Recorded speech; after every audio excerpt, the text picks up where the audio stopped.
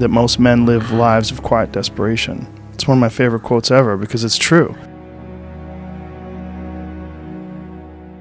You're just in this world where you just can't wait to just run away. You have an apartment you have to pay for. You have a car you leased. You have a wife that you have to feed. You have a child you have to raise. You have your mortgage. You have your this. You have your that. And that's where it all comes from. Well, the opportunity takes place usually when you're young and you don't have any responsibility. That's when you have your options. Well, your options are severely limited the more you gather responsibilities. As a 51-year-old father of 3, married man, pays taxes, has a house and a mortgage and a business and all that jazz. If I had to quit everything now and struggle the way I struggled as a stand-up comedian, it would never work. But the only way I could be this person now is if I took that chance when I was 21, when I was dead broke and had my cars repossessed and all that stuff. That's the only way you ever get where you want to go. You have to take a path that's dangerous. And most people want to take the safe path. And the safe path leaves you stuck in quiet desperation. Almost every time. It's hell. It's hell. Decisions that you're making right now, like you could be in a shit state of mind right now, but you could make some decisions to adjust that, and over the next couple hours, you'll get to a much better place. And these constant management decisions, they waver in and out of your life on a daily basis. Like this idea that you could have a good mindset and then all of a sudden you'll be happy. That's horseshit. It's like the tide. It comes in and it comes out. And there's going to be days where you're just not feeling so good physically, and that's going to affect the way your happiness level is. It's never static. It's never exactly the same. The way you can change is you have to put aside enough money to give yourself a window. And then you have to have a plan, and you have to spend all your waking hours outside of whatever shit job you do planning your escape. And you have to come to the realization very clearly that you fucked up and you got yourself stuck. So whatever you're doing, you have to do it like your life depends on it. And whether it is you're trying to be an author and if you're gonna try to be an author and you're working 8 hours a day plus commuting plus family responsibilities or whatever else you have, whatever time that you have to attack like you're trying to save the world. You're trying to save your life. You don't want to drown.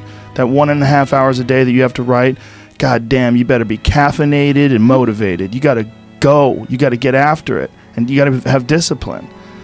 Most people don't have those things. Most people don't understand what it's like to really go for something.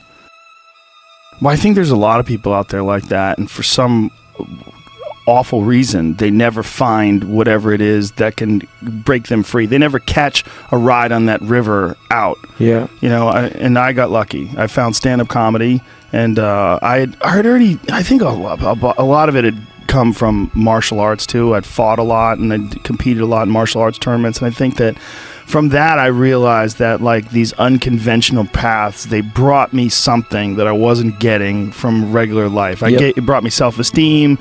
It gave me this feeling that I wasn't a loser. It was the only thing that I'd ever done my whole life where I've said, wow, maybe I'm not a loser. Right. Like I kind of thought I was an outcast and a loser. And then all of a sudden I was successful at something only because I was obsessed with it. But then I knew there was no way I was ever going to be able to hold a regular job. And then I got lucky when I was 21 and I found stand-up. And so from then on, I'd kind of like locked into this thing where I'm just going to do what I like and fuck what everybody says, because everybody's giving me advice to do this and advice to do that, and it never seems to be what I want to do. That's the real message. The real message is we all started from nowhere. I mean, we all had bullshit jobs. We all felt like losers. But through time and effort, you build a stronger human. You build a stronger body, you build a stronger mind, you build accomplishments and will and momentum, and then you look back and you go, hey man, I'm not washing tables anymore. I'm not washing dishes, I'm not cutting lawns, I'm not digging ditches. Yeah. I'm a different person now, but I used to be. And there's a lot of people out there listening to this. There's so many people that are in that starting point. Like the people that come up to you and say, I don't know what to do. What should I do? How do I do it? Yeah. How do I get going? Well, you're going to have to figure it out, one foot in front of the other. Exactly. You're going to have to find a thing and keep working at it and get better at it. That's one of the things that I like so much about martial arts. They let anybody in. Yep. Anybody in, and then from learning how to do that, you get better, and then you realize, damn, I can get better at anything. When someone like you does something that's exceptional and says something that's exceptional and has these inspirational words, it can change a person's whole life, change their whole path, change who they are. I've gotten so many messages from people that say, I lost 130 pounds.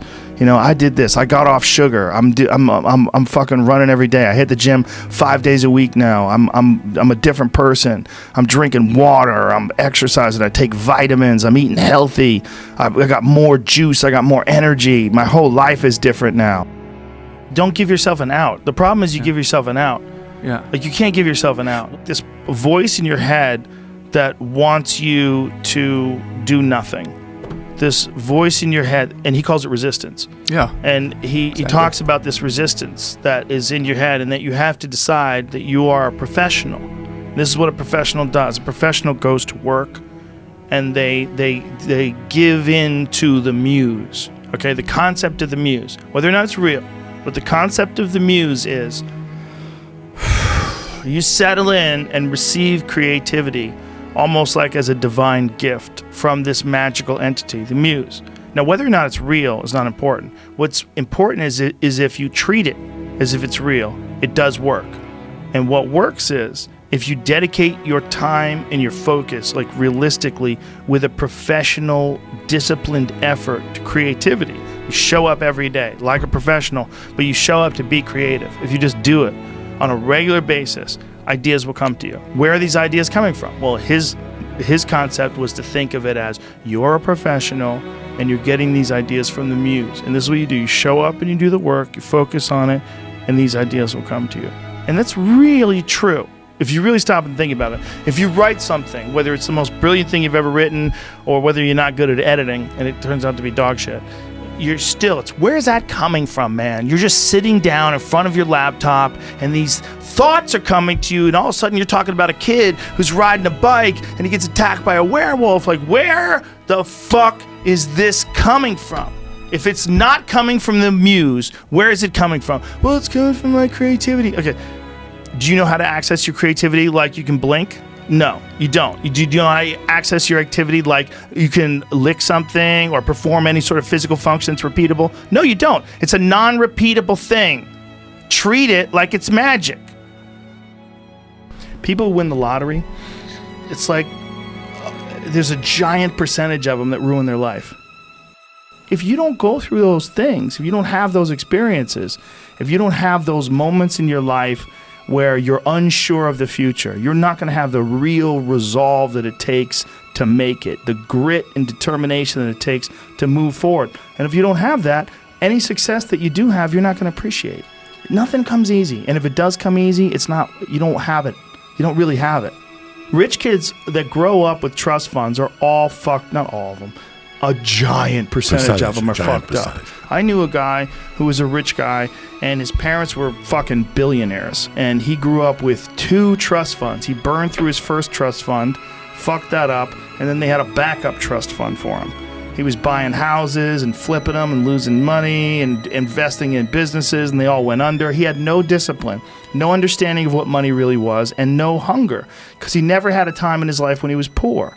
He never had a time in his life where he was worried about paying the bills. And if you don't have that, and you don't have that real motivation, I just don't think you ever really appreciate success. The people I think that appreciate success are the people that worked for it. You know, where you could remember back when you were poor.